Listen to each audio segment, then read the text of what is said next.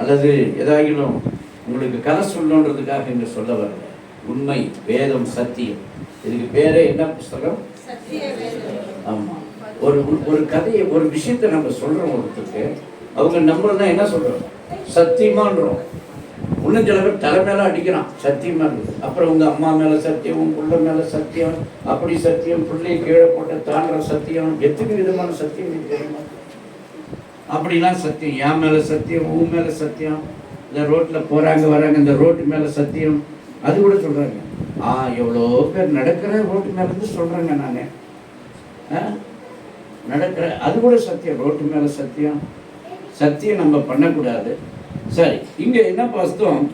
பெயர் ஜீவ புஸ்தகத்தில் பெயர் எழுதப்பட்டவனாக காணப்பட்டவன். அதாவது இங்கெல்லாம் ஒப்படைக்குதான் 15வது வசனம். இன்னைக்கு இதெல்லாம் பிரசங்கம், அதனால ஆண்டவர் இதெல்லாம் நடத்துறாரு. 15வது வசனம் மட்டும் வாசிக்கிறோம்.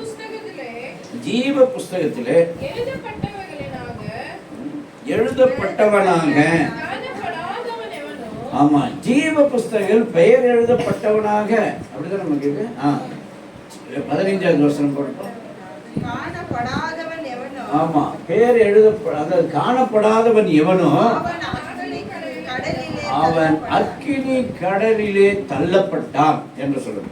உன் பேர் ஜீவ புஸ்தகத்தில் இருக்கணும்னா ஒழுங்கா சர்ச்சைக்கு வா, ஒழுங்கா ஜெபம் பண்ணி, சபையில சொல்ற கட்டளை கீழ்ப்படுத்தி நட, கீழ்ப்படுதலோடு பயபக்தியோடு நடங்க. பிள்ளைகளானாலும் பெரியவங்களானாலும் நீங்க எப்படி நடந்துக்கணும் அதெல்லாம் தேவபக்தியா நடந்துக்கணும். தேவாலயத்தில் உன் நடையை காத்துக்கணும்.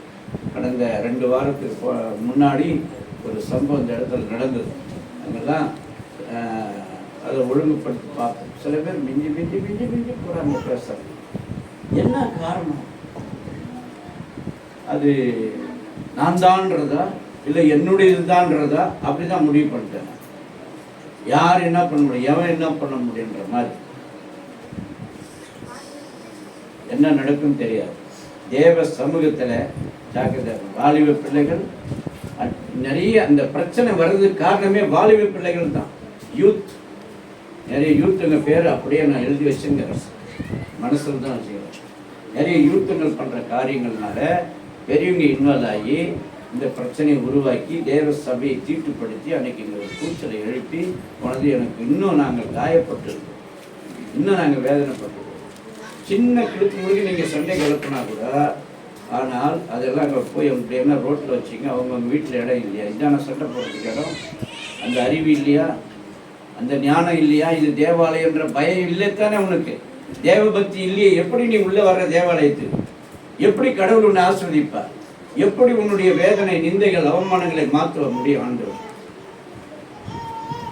அதனால ஒரு மாறுதலை உண்டாயிருக்கு. நிறைய வெறும் பொய், நிறைய காரியங்களில் வெறும் பொய். வாலிப பிள்ளைகள் சில பேர் ஆணியா வேறா இருக்கிறாங்க இந்த பிரச்சனைக்கு. அவங்கெல்லாம் ஆண்டவர்கிட்ட மன்னிப்பு கேட்டு ஒழுங்காகலைன்னா கண்டிப்பாக பாதிக்கப்படுவாங்க. கண்டிப்பாக பாதிக்கப்படுவாங்க. நான் மனம் கதறி அந்த நாளில் அழுது ஜெபம் பண்ணியிருக்கிறேன் நிறைய. நான் முதல்ல நிறைய ஃபாஸ்டிங் எடுப்பேன், ஃபாஸ்டிங் எடுக்கலை. அப்படி ஒரு சுச்சுவேஷன் கூட வரலாம். ஃபாஸ்டிங் எடுத்து நான் ஜெபிப்பேன். அதை நான் அப்படியே விட மாட்டேன். நீங்கள் நினச்சிக்கலாம் அது மாதிரி, அது பழக்கம். ராத்திரிலாம் சண்டை போட்டு காலையில் எழுந்துச்சு ஒன்றும் இல்லை அப்படின்னு வாய்ப்பு வருஷம் போகிற மாதிரி கதை இல்லை. அதெல்லாம் சீக்கிரமாக அதை மறக்க மாட்டோம். அது வந்தனே இருக்கும். இன்னும் ஒரு 6 மாதம் வந்தனே தான் இருக்குது. அதனால் எங்களுடைய வேலை என்ன தெரியுமா? சீர்படுத்துறது தான். சீர் இல்லை, அந்த அறிவு ஞானம் இல்லை, எதை எப்படி பேசுறது இல்லை. கலகம், இவங்க மேலே அவங்க, அவங்க மேலே இவங்க. கலகத்தின் பொய்யின் ஆவி, அவர்களுடைய நாவின் கீழே விஷம் இருக்கிறது அப்படின்னு பைபிள் சொல்லுது. என்ன இருக்குதா? விஷம். விஷம் பேசினாவே விஷமான வார்த்தை. நாவை பற்றி ஒரு நாளைக்கு ஒரு செய்தி எடுக்கும். நாவு ரொம்ப நல்லதுன்னு வேற சொல்லுது பைபிள். ஆனால் அந்த நாவினாலே என்னெல்லாம் நடக்குதுன்றத பயங்கரமான சம்பவம் தெரியல உங்களுக்கு. அது கூட ஒரு காரணம். இது என்ன சந்தமோட? அதனாலே நம்ம எல்லாம் ஆண்டவரிடத்தில் ஒப்பு கொடுத்து நம்ம செபித்து, யாரெல்லாம் வாலிப பிள்ளைகள் இதற்கு ஈடுபாடு இருக்கிறீங்க, தேவாலயத்தை நீங்கள் இதை படிக்கிறீங்க, தீட்டுப்படுத்தினாங்க. இப்போ உங்கள் பேர் தீட்டுப்படுது. உங்கள் பேர் கூட வரப்போகுது, ஒரு குறிப்பிட்ட நாளில் வரும். அதான் லேசாக வருது இல்லையா? பெரியவங்களே நாங்கள் வச்சு பேசிட்டு தான் இருக்கிறோம். அப்போ பசங்களை விட்டுருவோம்னு நினச்சிங்களா? வாலிப பசங்க நாங்கள் யாருக்கும் பயப்பட மாட்டோம். நீங்கள் வரலன்னா கூட